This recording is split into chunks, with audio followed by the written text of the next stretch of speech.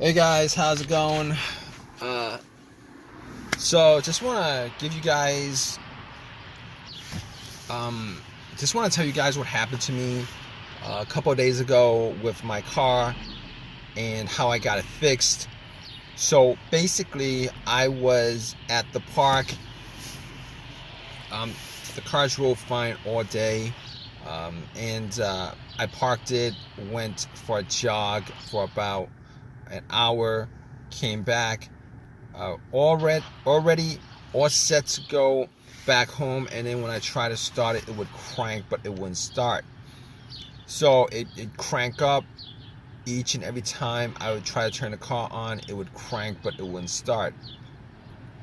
So basically, um, I thought originally I thought it might have been the battery that was causing it, but I remember I changed the battery up about 6 months ago. Got the battery from Walmart. It was one of these value brand batteries,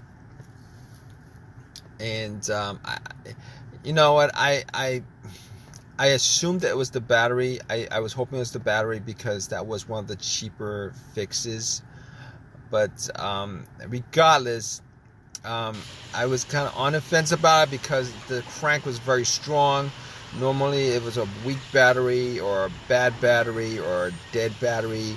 That would be a kind of like a slow crank, a low crank, a slow crank, or it wouldn't start off. So I was thinking, turn on the headlights, went out, checked up beams, the headlights to see whether they were strong or not, just to give me, um, just to see where the batteries were at. So I went out, checked the headlights. The headlights were very, very strong, and at that point, I was thinking it probably wasn't a battery. So I popped the hood and looked at the battery just to see, because I thought that was the main reason for it. Terminals were a little bit corroded, and I remember last time I really didn't clean the terminals at all. There was a little bit of debris on the inside, whitish stuff, and I pretty much had a can of Coke in the car, poured it on the terminals, had it fizz up, oxidized, and took some napkins to clean it, and popped it back in. They weren't loose, but they weren't super tight as far as the terminal is concerned. I was able to pop them out, pop them in, and I was hoping that would resolve the issue. Went back, tried to start it, it would crank again, it wouldn't start. At that point, I was pretty sure it probably was not the battery, but seeing as how I had a booster pack on me that I bought 6 months ago when I had that issue with the battery, and I haven't used it since. It was about 80% charged. Popped it on. Just want to just get the battery out of the way as far as it being the cause of it. I was hoping it would crank. It was hoping it would turn over. It did the same thing. It cranked. It wouldn't turn over. So at that point, I ruled out the battery being the cause of it. While I had the hood up, I was looking at the negative connection, which is the ground, which is the main ground wire. Looked at that. If you guys don't know what the ground wire is, it pretty much completes the circuit. All right, and that the main ground wire is pretty much the negative cable, and that negative cable normally is pretty much connected to the frame of the car. So I checked that out, and it didn't look like it was that bad. Had some rust on it, but I didn't think it was that bad. Everything was connected well, and at that point, I pretty much ruled out the ground wire. I ruled out the battery. I ruled out the alternator, seeing as how I didn't think it was the alternator to begin with, because normally if it was a bad alternator, the car would have died out on the road while the engine was on. but that wasn't the case. But regardless, when I had the battery pack on, if it was the alternator, the car would start up and then it would die out immediately when I took the power pack off. But that's I'm going way off on that right now. I didn't think it was the alternator. Normally the alternator would not be causing some situation like this unless the battery was very, very low, and then you'd have a slow crank and all that stuff. But rule out the alternator. All right. So basically, after that, I'm like, okay, it could be a bunch of other things. It's possible that it could be a bunch of other things. But then I realized there was no check engine light at all on the dash. And I haven't had a check engine light in a long while on this car. I haven't had a check engine light in a long, long while on this car. So basically, at that point, I could pretty much rule out a bunch of other stuff that actually had a sensor connected to it, whether it be the mass airflow sensor that could cause it if that was the issue with that, throttle position sensor, camshaft, crankshaft, a whole bunch of stuff that has a sensor connected to it. I could pretty much rule that out. But here's what I did. I have a $20 OBD2 reader that I keep around in the car, and I've had it for a while. Okay, so in this situation, I was thinking, let's analyze this. Let's pretty much deduct what we need to deduct as far as causes of this, deductive reasoning as far as the causes of this. I'm like, there's a chance it might be the car's computer having issues for whatever reason. It's not connecting with the car itself. And I gotta rule that out. So I put the OBD2, and I know the OBD2 is normally not gonna tell me without a check engine light. Normally it's not gonna read anything. Well, it's gonna analyze everything and it's gonna put out readout, but it's not gonna tell you. Anyway, I put in the OBD2 and it scanned all the way through, gave me a readout. At that point, when it gave me a readout, I knew that there was no issues with any kind of communication issue with the car's ECU, the car's computer to the car itself, and obviously it came up with there's no codes whatsoever. Everything looked good. So just from doing that, I could rule out the car's computer being the issue.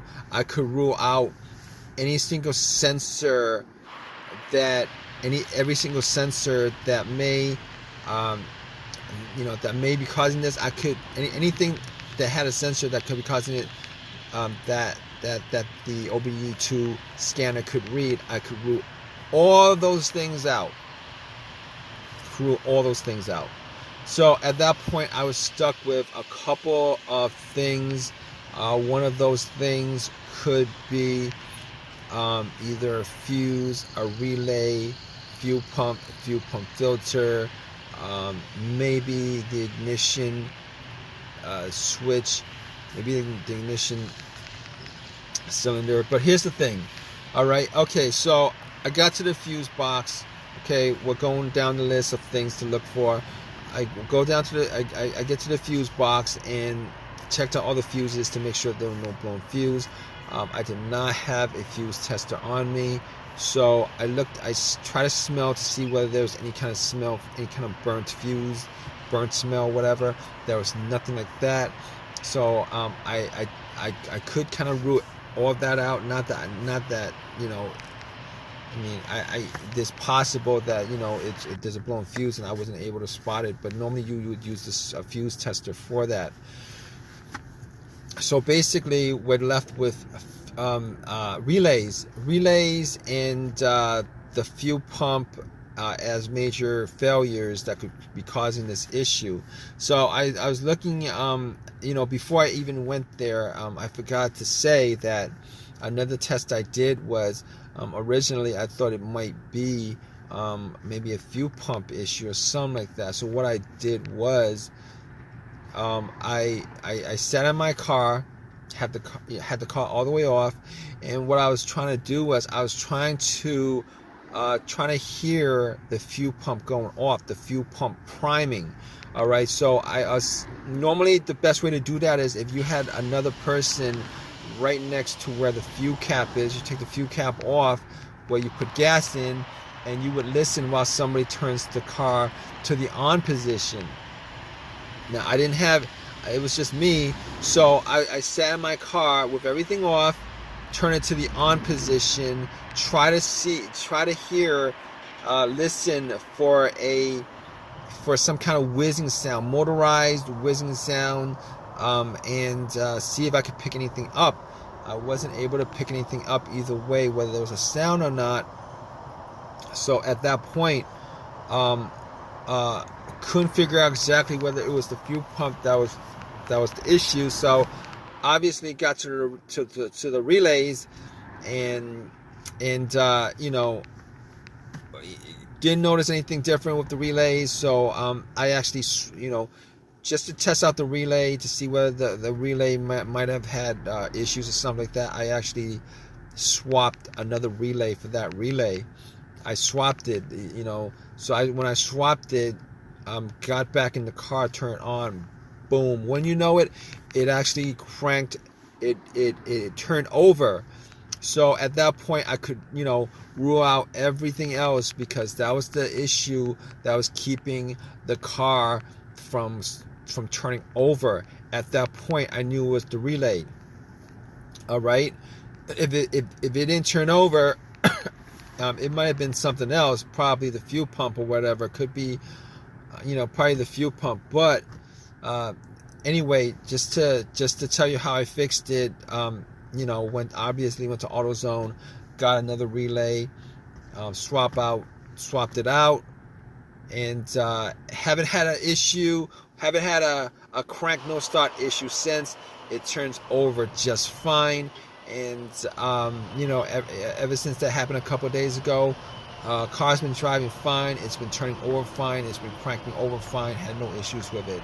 So if you guys are in this situation, you know, you guys want to know, try to figure out what's causing that situation, what you guys you know, just go down the list of what I went through on this video.